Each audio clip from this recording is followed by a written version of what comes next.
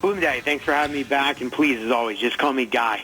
Can't do it. You're a congressman. You earned it. But either way, Congressman, Nancy Pelosi, about the only one from the Democratic side saying anything about this. She basically said no one is above the law, not even a president or former president of the United States.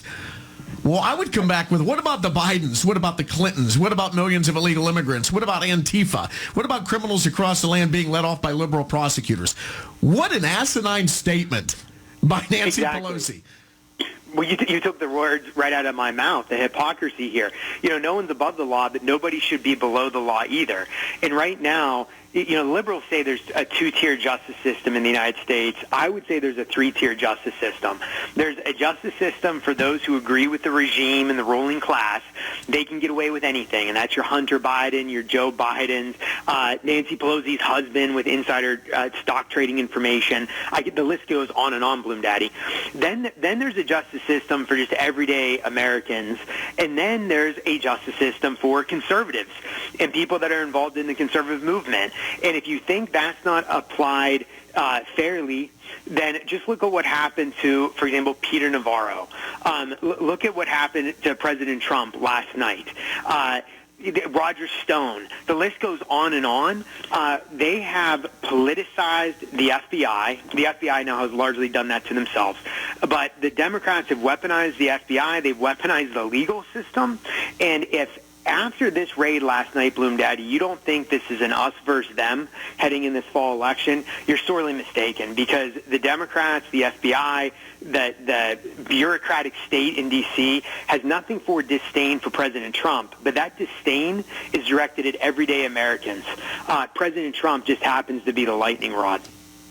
Alan Dershowitz, Harvard Law professor, constitutional scholar, was on right before you. I think you heard part of it.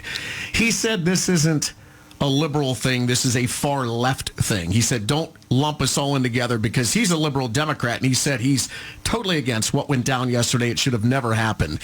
You're right in the belly of the beast in D.C. Is there a difference between the liberal side and the far left side, or is it all one? No, they're all the same. And by the way, thanks for bringing me on right after Alan Dershowitz, the Harvard Law professor. I was a mediocre student at Duquesne Law School at best. So a little bit of a disparity there, Bloomdaddy. But you didn't do me any favors. No, it's okay. So, but I'll tell you this.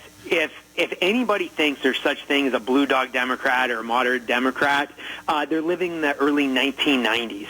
This is not the party of JFK. There's no such thing as moderate Democrats anymore.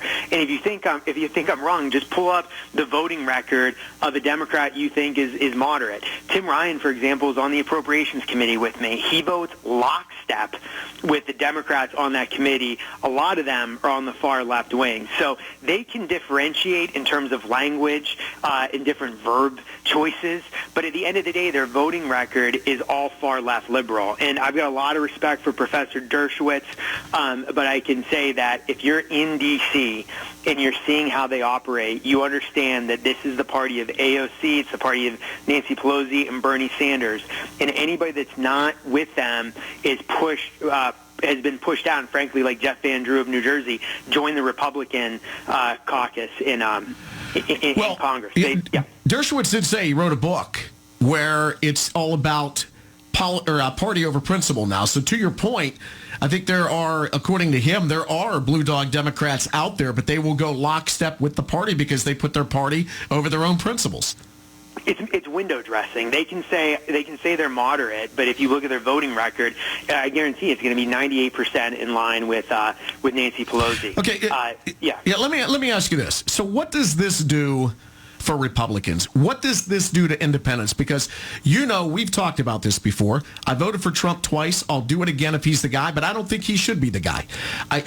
For a number of different reasons. But after what went down yesterday, it pissed me off so much that I'm almost ready to go all in with Trump and just go scorched earth from here on out. And if I feel that way, I can't be alone.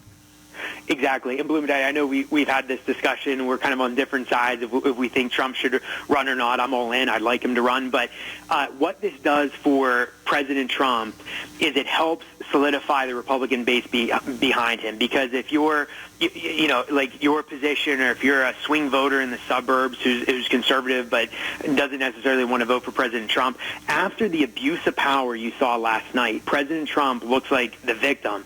And people think to themselves, if they can do that to President Trump, what can they do to me? And so it's going to rally people behind him. I also think this forces President Trump to run, because at this point, if he wants to protect his legacy, and if he wants to clean up the FBI and the bureaucratic state, he's got to be in the White House to do it. And then lastly, just inside baseball, the FBI did something that a lot of GOP leaders have failed to do in the past, and that is to galvanize the GOP. I can tell you that I've been talking to a lot of my colleagues today, and there's not one that still has confidence in the FBI. So congrats to the FBI to alienate an entire national party on the verge of that party taking the House and Senate. I can tell you there's going to be extensive oversight, extensive investigation. Ray is going to be dragged before numerous committees to answer for this, and we need to have oversight, checks and balances on the FBI, if not totally revamp the FBI, just like we did with the CIA in the 70s when they were going around Latin America assassinating political figures. It's time for the FBI to get reined in, just like the CIA was reined in 40-some years ago. Talking to Republican Pennsylvania Congressman Guy Reschenthaler, I said this yesterday. I think what went down yesterday was more about 2022 in the midterms than 2024, because I think they realize that if they get shellacked, they're done in so many different ways. So I think yesterday was that they're thinking it's going to energize them, when in reality, what they did is they slapped the dog in the face. And now the dog is ready to tear somebody up. The dog being Republicans. Exactly. They rattled the cage. They galvanized opposition against them. It was a total miscalculation. But again, it just shows you how political the FBI has, that they're out there doing these illegitimate raids on Mar-a-Lago just to thwart an election in 22 or 24. I think they were trying to jam the president up for his reelect in 2024. What do you think it does for independents that saw what went down yesterday? I mean, look, in your state in Pennsylvania, I believe 125,000 Democrats have switched to the Republican Party as opposed to just 12,000 from the Republican to the Democrat. What do you think yesterday does to those Democrats that are on the fence and independents out there?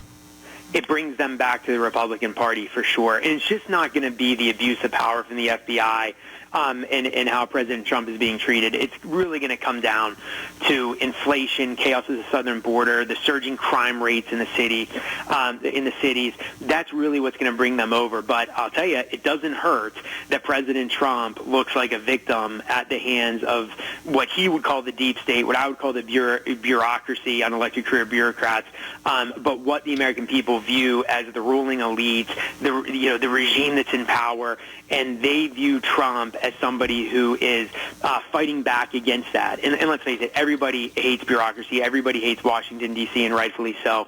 Why not put your lot in behind President Trump, the guy that actually can drain the swamp?